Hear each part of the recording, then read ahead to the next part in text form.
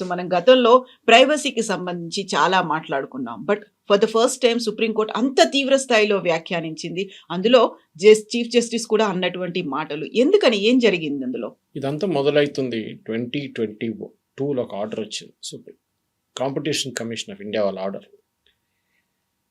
Actually 2021 నుంచి మొదలైంది అది. ప్రైవసీ పాలసీ అప్డేట్ గురించి.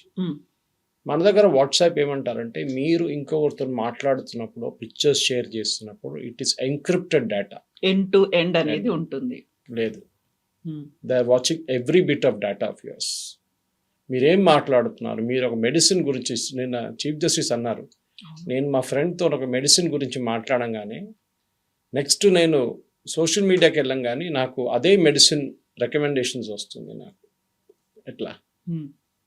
ఫేస్బుక్ ఆ ఇన్ఫర్మేషన్ ఎక్కడి నుంచి వచ్చింది? నేను ఎవరితో ఏం మాట్లాడుతున్నాను అనేది వాట్సాప్ ఇస్తాను, ఎందుకంటే సేమ్ సిస్టర్ కంపెనీ వాళ్ళది. తో ఇది మీ ప్రైవసీ మీద చాలా పెద్ద ఛాలెంజ్. మనం అందరూ అనుకుంటాం వాట్సాప్లో మనం కాల్ చేసుకుంటే ఇంకొకరు వినరు, వింటున్నారు. అంటే ప్రతి కాల్ కూర్చొని వినట్లేదు వాట్సాప్ కంపెనీ వాళ్ళు, కానీ మెటా వాళ్ళు. కానీ they are listening to crucial words. మీరేం మాట్లాడుతున్నారు ఆ ఆల్గోరిథం ని సెట్ చేసి పెట్టారు వాళ్ళు. దాన్ని బట్టి మీకు టార్గెటెడ్ అడ్వర్టైజింగ్ చేస్తున్నారు as an individual or a group. For example political campaign టైంలో వాళ్ళు రైట్ వింగ్ వాళ్ళు ఉంటారు, వాట్సాప్ గ్రూప్స్. బీజేపీ వైపు ఉంటారు, కాంగ్రెస్ వైపు ఉంటారు, బీఆర్ఎస్ వైపు ఉంటారు, మిగతా పార్టీలు ఉంటారు. ఆ గ్రూప్స్లో ఉన్న వాళ్ళని టార్గెట్ చేస్తారు. వాళ్ళు సోషల్ మీడియాలో ఉన్నప్పుడు వాళ్ళని అక్కడి నుంచి అడ్వర్టైజింగ్ మీద టార్గెట్ చేస్తారు. So competition commission of India ఏం చేశారంటే, వాళ్ళు ఒక 212 కోట్ల ఫైన్ వేశారు వాట్సాప్ మీద. దట్ యువర్ షేరింగ్ అన్ఆథరైజ్డ్లీ డేటా మీరు మెటాతో షేర్ చేస్తున్నారు. వాళ్ళు అనొచ్చు, మెటా మా కంపెనీ కదా, మా పేరెంట్ కంపెనీ, మేము వాళ్ళకి ఇస్తే ప్రాబ్లం ఏంటి అన్నది. కానీ ప్రాబ్లం ఎక్కడ వస్తుందంటే, వీళ్ళకు భారతదేశానికి ఒక చట్టం ఉంది, మిగతా చోట్ల ఇంకో చట్టం ఉంది. యుఎస్ కానీ యూరోప్లో కానీ ఇది లేదు. అక్కడ చాలా స్ట్రిక్ట్. మీరు ఎవరిదైనా డేటా షేర్ చేశారంటే అంతే సంగతి, వాళ్ళు షట్ డౌన్ చేసేస్తారు మిమ్మల్ని. Simple as that. ఎంతో హెవీ ఫైన్స్ వేశారు డిఫరెంట్ ఐటీ కంపెనీస్ మీద, సోషల్ మీడియా కంపెనీస్ మీద, ఎందుకంటే వాళ్ళు డేటా షేర్ చేశారని చెప్పి. ఇప్పుడు ఈ దాంట్లో జరిగిన దాంట్లో కూడా వాట్సాప్ 2021 ప్రైవసీ పాలసీ ఒకటి ఉంది. అదేం జరిగిందంటే, ప్రైవసీ అనగానే మనం ఫస్ట్ సైన్అప్ చేస్తున్నప్పుడు వాట్సాప్ కానీ ఏ సోషల్ మీడియాస్ అని మనం టిక్ చేసుకుంటూ వెళ్ళిపోతాం, అగ్రీ యాక్సెప్ట్. చాలా డేంజరస్. కానీ అది అగ్రీ చేయకపోతే మీరు రిజిస్టర్ చేయలేరు, యాక్సెస్ కాదు మనకు, లేదు. సో మీరు చేస్తారు, కానీ అప్పటి నుంచి మీ డేటా అంతా వాళ్ళ దగ్గర ఉంది. మీరు ఫేస్బుక్ వెళ్తారండి, దాంట్లో మీరు పెట్టే ఫోటోలు, మీ పెట్టే డీటెయిల్స్ అంతా యాక్సెస్ చేస్తున్నారు ఫేస్బుక్ వాళ్ళు. Access everything. మీరు అనుకుంటారు లేదు వాళ్ళు చూడరు, మెసెంజర్లో నేను మాట్లాడితే చాలా సెక్యూర్. Nothing like that. ప్రతి మీరేం చేస్తున్నా అల్గోరిథం డిటెక్ట్ చేస్తున్నా. నేను అదే చెప్పాను, ఒకరు కూర్చొని వినట్లేదో చెక్ చేయట్లేదు. It's automated process. Certain keywords pick up చేస్తారు వాళ్ళు. ఆ కీవర్డ్స్ మీరే వారు అడ్వర్టైజింగ్ డివైస్ చేస్తారు, అడ్వర్టైజింగ్ మిమ్మల్ని టార్గెట్ చేస్తారు. సో ఈ మ్యాటర్లో ఏమైందంటే, 2021లో వాట్సాప్ ఒక అప్డేట్ పంపించారు వాళ్ళ యూజర్స్కి. మీకు వచ్చింది, నాకు కూడా వచ్చింది. అదేంటంటే, మేము ప్రైవసీ పాలసీ మార్చేస్తున్నాము ఆన్ 08/02/2021కి. మేము మా స్కోప్ ఆఫ్ ప్రైవసీని ఎక్స్పాండ్ చేస్తున్నాం. ఏం చేశారు? డేటా కలెక్షన్ అంటే మీ వైపు నుంచి అన్న డేటా మ్యాండేటరీగా కలెక్ట్ చేసుకుంటాం మేము.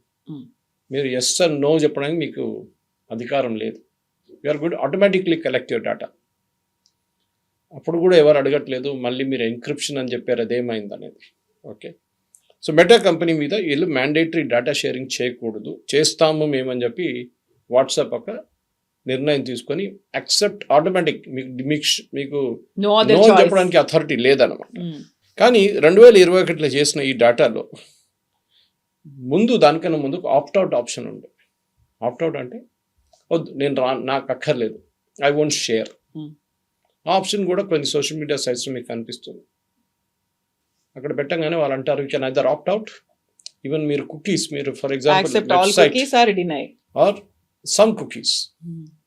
ఓకే, మీరు కొన్ని సైట్లో రిజిస్టర్ చేసిన use only when using the app అని వస్తుంది. ఆల్వేస్ అన్ ఆప్షన్ ఉంటుంది, మీరు ఆల్వేస్ క్లిక్ అవుట్ చేసి only when using the app పెడతారు. ఎస్పెషల్లీ లొకేషన్ డీటెయిల్స్ కోసం, స్విగ్గీ కానీ జొమాటో కానీ బ్లింకిట్ వాళ్ళకి. ద ప్రాబ్లం ఎక్కడ వచ్చిందంటే ఈ ఫైన్ వేసిన తర్వాత 2021లో ఈ కేసు వచ్చిన తర్వాత 2022లో వాట్సాప్ మీద 221 కోట్ల ఫైన్ వేశారు కాంపిటీషన్ కమిషన్ ఆఫ్ ఇండియా.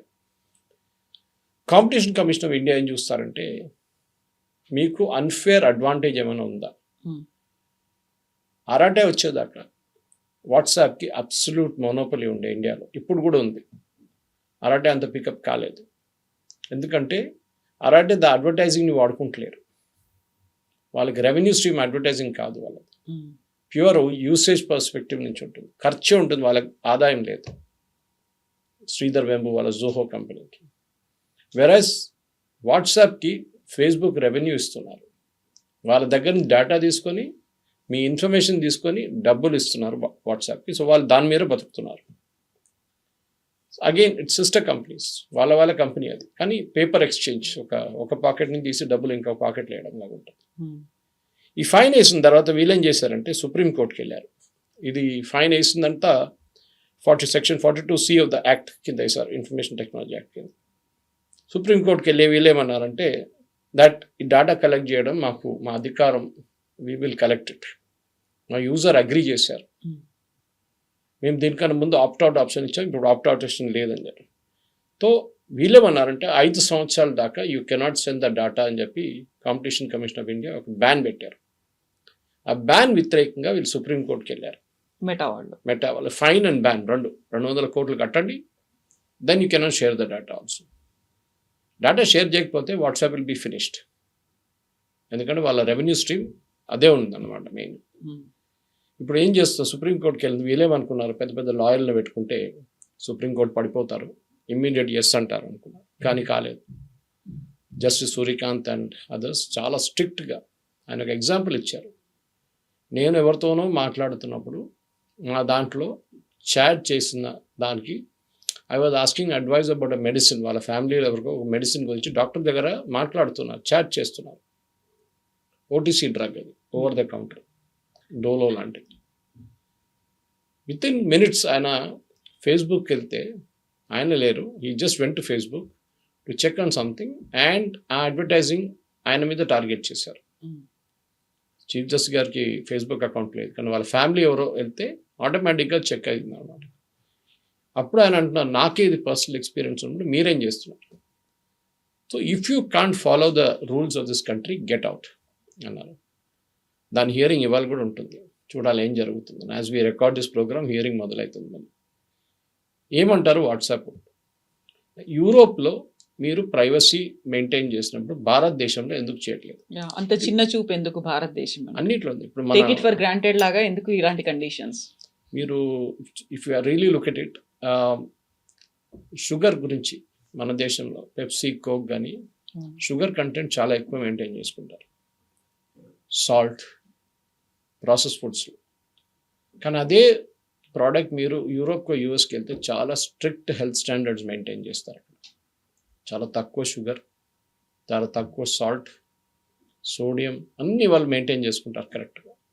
అక్కడ ఎందుకంటే ఫైన్ వేస్తే మీ మీద అంతే సంగతి, మీరు మీ దుకాణం బంద్ చేసి వెళ్ళిపోవాల్సి వస్తుంది. భారతదేశంలో సబ్కుచ్ చల్తా, లంచం ఇచ్చేస్తారు ఫుడ్ ఇన్స్పెక్టర్స్కి, వాళ్ళు ఏం రిపోర్ట్ కావాలంటే రాసిస్తారు. వాళ్ళు FSSAI అది కూడా చేస్తారు, వాళ్ళు కూడా అంతే చేస్తారు. భయం అనేది లేదు మన దగ్గర. First time I think really happy supreme court ఇట్లాంటి ఒక నిర్ణయం తీసుకున్నారు.